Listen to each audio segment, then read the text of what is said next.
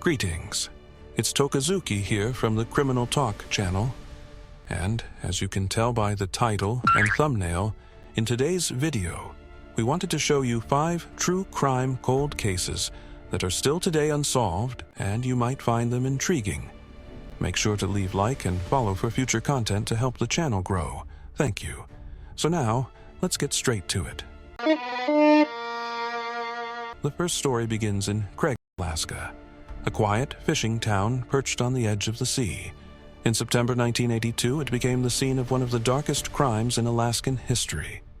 Mark Colthurst, born September 5, 1954, was no ordinary fisherman. Ambitious and driven, he chased the dream of retiring before 50. By his 20s, his success was legendary. In 1 week alone, he earned over $100,000.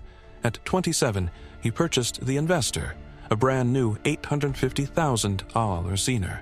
Alongside his wife Irene, their children Kimberly and John, and 4 young deckhands, Mark seemed unstoppable.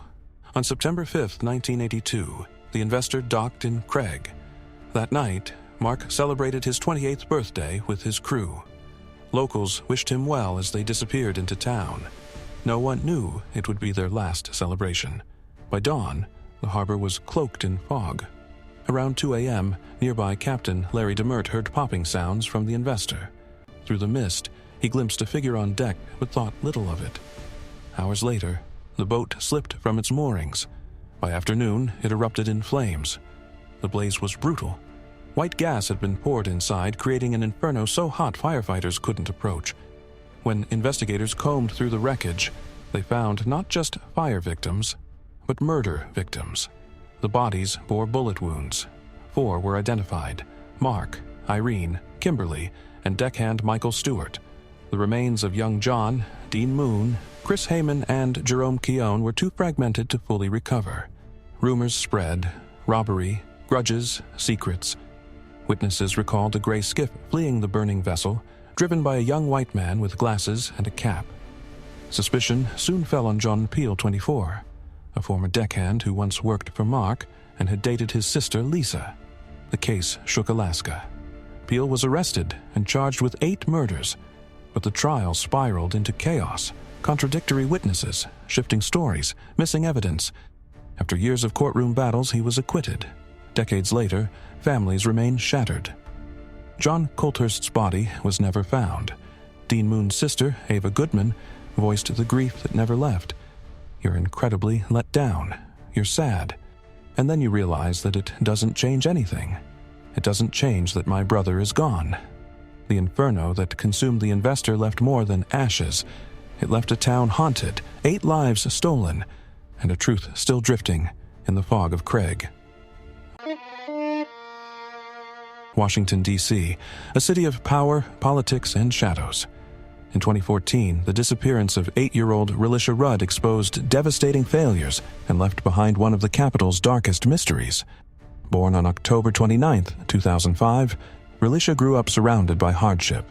Her family struggled with poverty, bouncing between unstable housing before entering the overcrowded general family shelter. Despite the chaos, Relisha's teachers remembered her as bright, curious, and happiest in the classroom. But then, her attendance began slipping. Days of absence stretched into weeks until she vanished from school entirely. When officials contacted her mother, Shemika Young, she explained that Relisha was under the care of a doctor. Dr. Tatum. Reassured, the school accepted the story. The truth was chilling. Dr. Tatum was not a doctor at all. He was Khalil Tatum, a janitor at the shelter. And far from being a distant employee, Tatum had built an unsettling closeness with Relisha, buying her gifts, taking her on outings, and presenting himself as a trusted figure. But Khalil Tatum carried a long criminal record: burglary, larceny, and more. Hired despite warnings and poor background checks, his role gave him intimate access to families like Relisha's. On March 1, 2014, surveillance cameras captured Tatum taking Relisha to a Holiday Inn Express in Northeast Washington. It was the last verified sighting of her alive. In the days after, he was seen purchasing a shovel, lime, and large trash bags, items that raised the most terrifying suspicions. Soon, the case darkened further. authorities discovered Tatum's wife, Andrea, dead from a gunshot wound inside a hotel. The urgency to find Relisha reached its peak. Meanwhile, Shemika's behavior baffled investigators. She delayed reporting her daughter missing, gave inconsistent statements, and appeared disturbingly calm. At times, she claimed to trust Tatum as a caretaker. Other times, she denied knowing how close he was to her daughter. Her hesitation slowed the investigation at its most critical stage. On April 1, 2014, the story reached a grim climax. Tatum was found dead by suicide in a shed at Kenilworth Park, the very area police had already searched. He had been the last person seen with Relisha. With his death, answers about what happened to the little girl may have died as well. Was Relisha killed? Hidden? Exploited? The truth remains unknown. The holiday of a lifetime. A Caribbean cruise. Sun-soaked beaches, endless blue water, and, for 23-year-old Amy Lynn Bradley, a trip with her family aboard the Royal Caribbean's Rhapsody of the Seas. But by the end of March 1998, the dream would turn into one of the ocean's most haunting mysteries.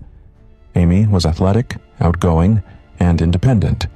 She feared open water but joined the cruise as a leap outside her comfort zone. On March 23rd, she danced at the ship's nightclub with her brother Brad. A video captured her smiling, carefree. Around 3:30 a.m., Brad returned to their cabin. Amy told him she'd follow shortly. It was the last time her family saw her. At 5:30 a.m., Amy's father Ron woke to find her bed empty. Thinking she might be watching the sunrise, he searched the decks, dining areas, and lounges. There was no trace. By 6, the family alerted the crew. Staff downplayed the concern, suggesting Amy had gone for a swim or wandered ashore. Her parents insisted something was wrong.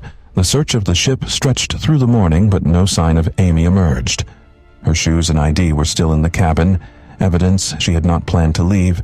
By midday, the captain made an announcement, but refused to stop the vessel or restrict passengers from disembarking at port. A decision Amy's family feared gave a possible abductor the chance to smuggle her away. Suspicion grew. Amy had confided to relatives that some crew members made her uncomfortable. One man had persistently approached her, even inviting her to an off-ship club. After her disappearance, the Bradleys noticed all photos of Amy displayed by ship photographers had mysteriously vanished. Then came reported sightings. A tourist claimed to have seen a woman resembling Amy in a brothel in Barbados, whispering that she wasn't allowed to leave. A U.S. Navy sailor swore he saw her with men who appeared to be guarding her. None of these leads could be proven, but they fueled a chilling theory. Amy had been abducted and forced into human trafficking. Years later, a disturbing photo surfaced online. It showed a woman strikingly similar to Amy, older but with the same tattoos. Her parents believed it was proof their daughter was alive, trapped in a nightmare from which she could not escape. For 26 years, Amy Lynn Bradley's fate has remained unknown. Every night, families close their eyes with the quiet faith that morning will reunite them. For 7-year-old Jacqueline DeWolaby, that promise was broken forever. Born on May 17, 1981 in Chicago, Jacqueline was the daughter of Jimmy and Cynthia Guess. After her parents' separation, Cynthia married David DeWolaby, who adopted Jacqueline as his own when she was just 2. A year later, the family welcomed David Jr., and together they settled in Midlothian, Illinois, with David's mother, Anna. Neighbors remembered their home as warm and affectionate. They were a loving family. They were always hugging their kids and they never yelled at them. Another neighbor agreed. They never even spanked them. They'd send them to the rooms and take away their bikes. They didn't believe in corporal punishment.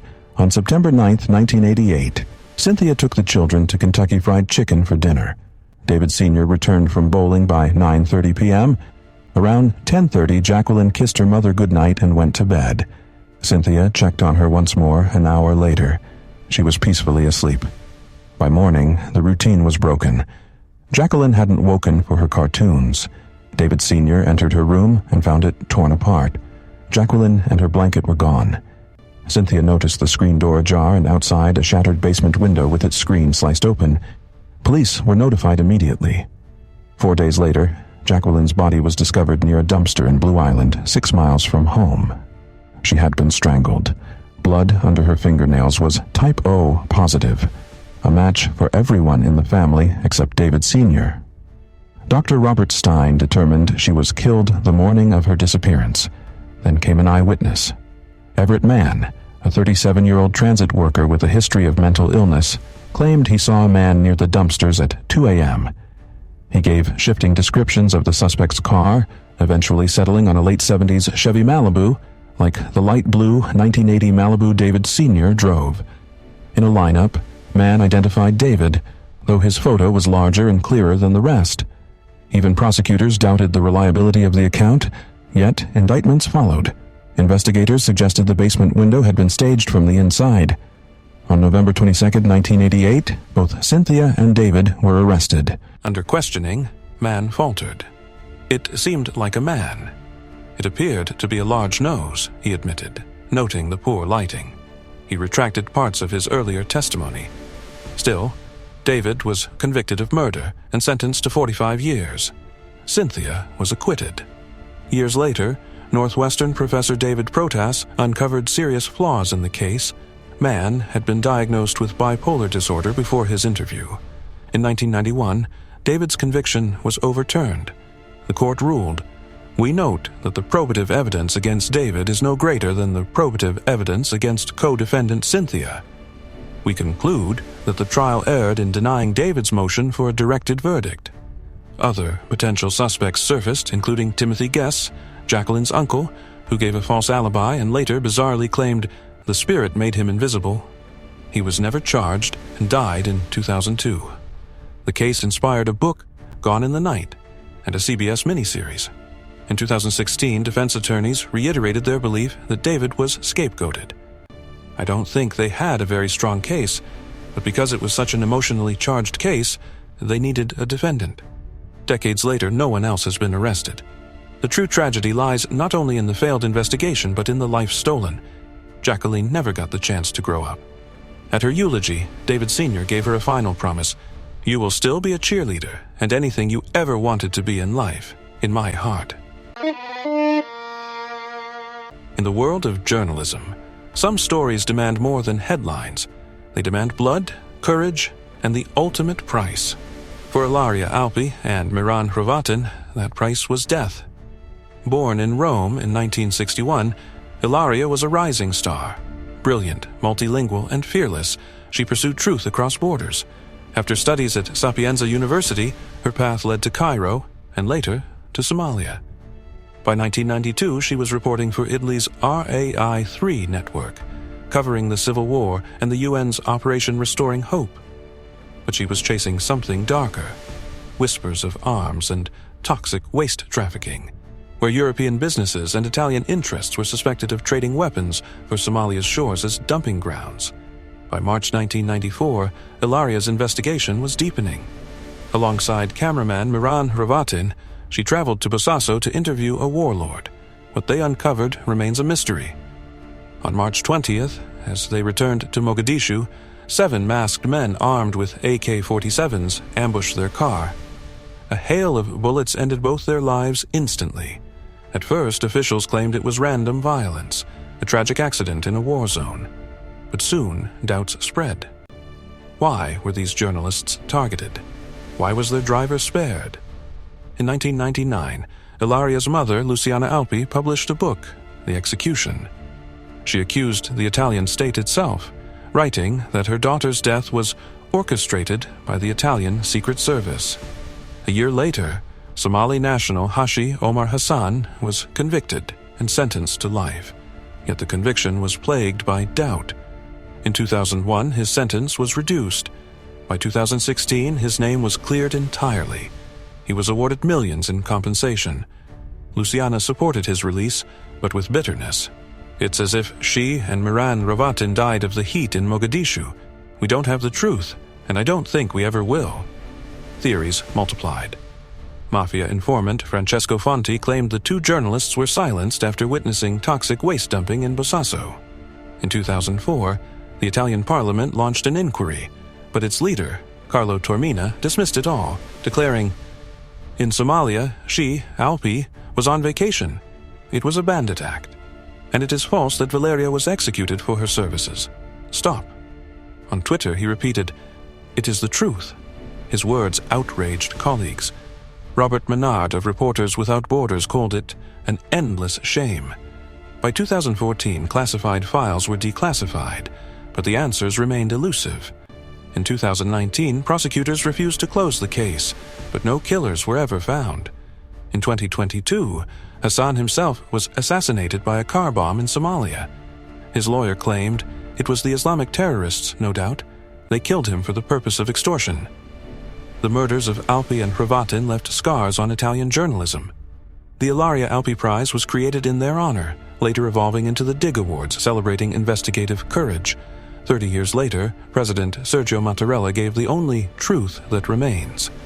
The memory of Alpi and Hrvatin calls for a commitment to remove obstacles to freedom of information, wherever they may be. The case stands unsolved, and with the reporter's sad story ends our video. Thank you, ladies and gentlemen, for watching. We hope you enjoyed it, and we'll see you in a next or previous one. Tschüss.